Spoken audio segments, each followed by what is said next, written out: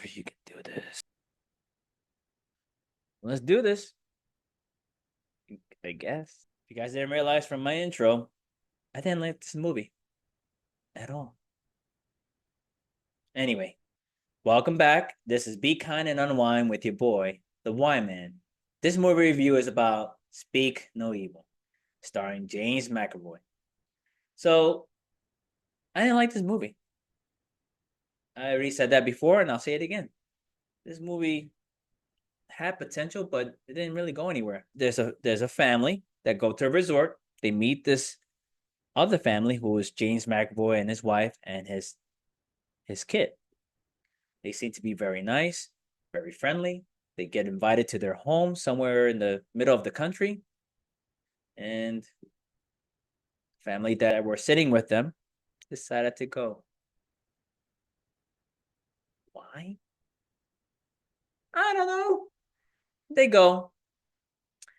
Even though they really don't know these people, seem to be having a pretty okay time, but the creepiness level is there. Just, it's rising slowly, but it's there. And there's red flags showing up every so often. They figure, okay, let's not be rude. Let's not be disrespectful. Let's not leave just yet. Let's just keep chilling with these people. Seriously. But, the creepiness level, the awkwardness, the uncomfortableness is there. And it's getting worse. And 2/3 into the movie, they're just hanging out with these people. Finally, they leave in the car because they finally get to that point where they're like, okay, I'm super uncomfortable, super creeped out. I don't want to be here anymore. Okay, fine. They leave. You're thinking to yourself, okay, they're good. No. Their ratty little daughter, their snotty kid, decides or is telling them, I left my stuffed animal. Can we please go back? You're almost done. You're almost done. Come on. Just a little bit more.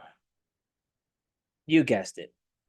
They return back because they don't want this kid to keep acting up. She was acting up as if she was like a crack addict looking for her next hit, scratching her arms because of this one stuffed animal. And I get it. Stuffed animals to a kid is important. But I would never turn around in that situation. I would keep going and I would tell my kid whatever it took to calm them down. Or if they didn't calm down, then fine, act up. But we're leaving. I'm putting my foot down. That's it. I would turn around for medicine if the child needed medicine for whatever reason, and we left it there by accident. Then I would turn. I could see that. But a stuffed animal, come on. Anyway, they turn around. They try to look for this thing. They couldn't find it. They run into them again. And I guess they felt weird about the whole thing, tried to, I guess, apologize to them and said sorry for leaving, I suppose. Whatever. They stay a little bit longer, and then the boy that is supposedly their son, he tries to lure the daughter away from the from the adults conversating.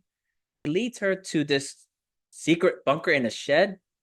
And in the shed, he finds an album, different pictures of different families, who apparently, he's trying to like play charades with her, but she's not getting it at all. Eventually, at the last page, he shows a picture of him and his real parents, and then it just kind of clicks in her head. Okay, this is the boy that I'm looking at right now. And all those other people that he showed me before were other kids that they must have kidnapped and parents that they must have killed. Whatever fate happened to those other kids, whatever, who cares? Nobody knows, nobody cares, right? But then he's the last one that they took in. They cut his tongue off so that he doesn't speak. Spoil the fun, I guess, whatever. And then she takes pictures with her cell phone of the album and all the other pictures and shows it to her parents. And now her parents finally realize how crazy these people really are. So they are trying to escape. They eventually end up trapped in the house because they want to keep them out of the house, the crazy people. And for whatever reason, I think they end up being in the shed somehow a little further into the movie. And they come out with nothing. I want to say, I think it's so ridiculous, pure nonsense. This movie, it made me feel like I needed to just, if I could just somehow yell through the screen at these people and curse them out and tell them just, you know, just grab anything. I don't care what you grab a bunch of things. Don't just grab one thing. And that's what you saw. It was just silly ridiculousness that I kept seeing before me.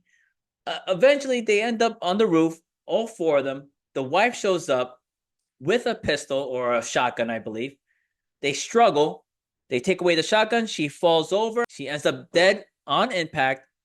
The ladder that was there also falls. The father figures, okay, let me be the only one to just drop down and get this ladder for you guys so that you guys can escape. But in my seriously, it's four of you against one at this point. Why don't you just go back in the house with the shotgun that you took from the wife and just fight your way out of there instead of going down this ladder? Whatever. The father goes down, breaks his leg, gets the ladder back up, and they escape somehow, or they get down the ladder. James McAvoy's character shows up, somehow gets the daughter, the bratty daughter, as a hostage, but they somehow end up getting her back, killing him, and they escape with the poor little boy that got his tongue cut out. And that's it. I give this a one white man thumbs up, and that's being generous. That's it. If you guys have seen this movie, let me know in the comment if you agree with me or you don't agree with me. Just let me know. And if you haven't, please take it from me. Don't waste your money. Something else. Do your laundry. Seriously. Do that instead. But that's all I got for you guys. Like and subscribe as usual. Share with your friends. I'll see you guys next time.